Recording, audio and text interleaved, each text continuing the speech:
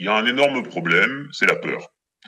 Et malheureusement, la peur, c'est un sentiment naturel, hein, tout le monde peut avoir peur, moi-même ça m'arrive, il n'y a pas y a pas de problème là-dessus. Mais le fait que les gens aient peur, par toute cette intimidation, cette pression, ce chantage, les gens ont du mal à se parler entre eux. Et donc on évite certains sujets.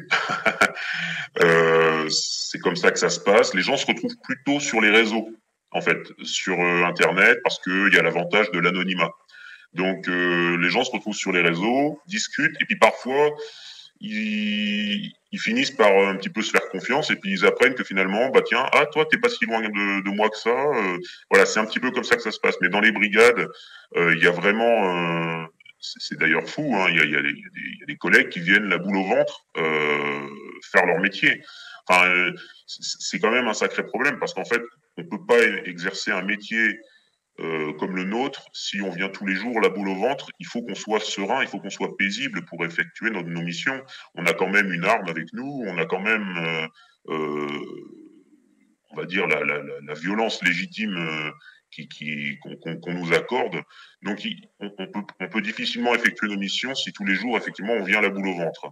Mais il, je peux pas généraliser à tous les collègues. Hein. Il y a plusieurs profils au sein de la profession. Hein. Je vais pas.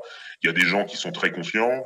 Il y a des gens qui sont conscients mais qui font un petit peu la politique de l'autruche, c'est-à-dire qu'ils veulent pas trop voir, qui préfèrent faire comme si tout ça n'existait pas parce qu'ils ont peur des représailles.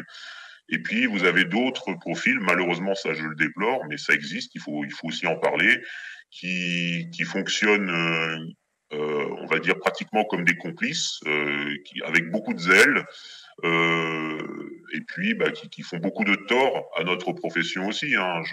Ça je le regrette vraiment, c'est qu'on a vraiment des collègues qui font ça avec beaucoup de sérieux et beaucoup d'application et puis bah c'est bien dommage parce que à côté de ça je le répète il y a une vraie délinquance, il y a une vraie criminalité qui elle mérite d'être punie et qui est très tranquille et qui opère très tranquillement, qui vole des voitures, qui cambriole des appartements, des maisons, qui agresse des retraités chez eux, qui violent, qui escroquent les citoyens. Et ces gens-là, euh, moi je l'ai vécu tout ça, je veux dire, donc opèrent je vais pas dire en toute impunité, mais ils ont des dossiers plus longs que mon bras, ils ont des condamnations, des dizaines de condamnations, sans jamais voir l'ombre d'un barreau de prison, parce qu'en France, la magie, c'est qu'on a tout un éventail de peines alternatives qui fait que bah, avant qu'un délinquant aille en prison, il faut vraiment qu'il l'ait cherché.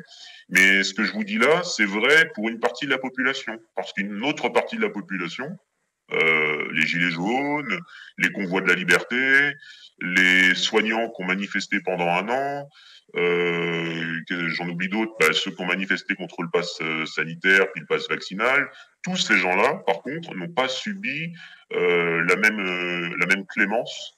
La même clémence que la délinquance, quoi. C'est-à-dire que eux, comme ils remettaient en cause directement comment dirais-je, les ordres illégitimes ou illégaux de nos gouvernants, ils étaient une menace pour le pouvoir. Donc, comme ils étaient une menace pour le pouvoir, eh bien, ils étaient un mauvais exemple pour les citoyens. Donc, eux, il y avait carte blanche pour les réprimer. D'ailleurs, je ne sais plus quel journal a sorti récemment des ordres qui avaient été donnés. Ils ont eu accès à des conversations à la préfecture de police de Paris où on entendait très clairement qu'il fallait défoncer, pardonnez-moi le langage, hein, mais qu'il fallait défoncer les gilets jaunes, quoi. Voilà. Donc c'était très clair que cette répression n'est pas là parce que les gens le méritent. Elle est là uniquement pour faire rentrer les gens chez eux et qu'ils ne reviennent pas. Donc je comprends hein, que mes collègues aient peur, mais il faut qu'ils se disent que dans l'avenir, notre profession, elle est menacée, quoi, hein, clairement. Et s'ils veulent continuer là-dedans, il va falloir à un moment donné aussi qu'ils prennent leur courage à deux mains.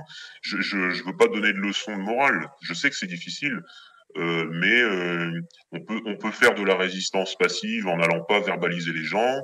On peut faire de la résistance passive en se mettant en arrêt maladie si on n'en peut plus. Enfin, il y a des solutions où on rentre pas en conflit direct avec la hiérarchie, mais il existe des solutions. Et ça, il va bien falloir y penser parce que ce qu'ils sont en train de faire aujourd'hui en France, la destruction du service public, la destruction de l'hôpital public, la destruction de l'école publique. Pourquoi Parce que forcément, ils vendent tout ça au fur et à mesure à leurs copains du privé, qui financent leur campagne. Enfin, tout ça s'entremêle en fait, hein, tout ça s'entrecroise. Si on prend pas conscience de ça, c'est notre profession qui est menacée vraiment dans son ensemble. Donc il faut vraiment en prendre conscience, quoi.